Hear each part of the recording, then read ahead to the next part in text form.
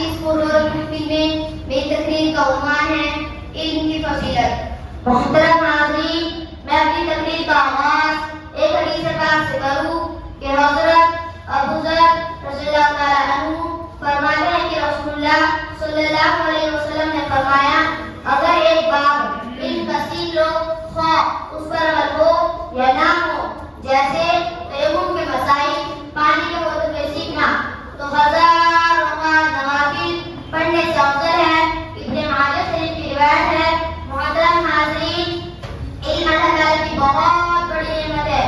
اس کے ذریعے انسان کو زندگی گزارنے کا صحیح راستہ معلوم ہوتا ہے، زندگی کے شعبے میں صحیح اور غلط کی تمیز ہوتی ہے، اسی کے ذریعے حلال اور حرام کی پہچان ہوتی ہے۔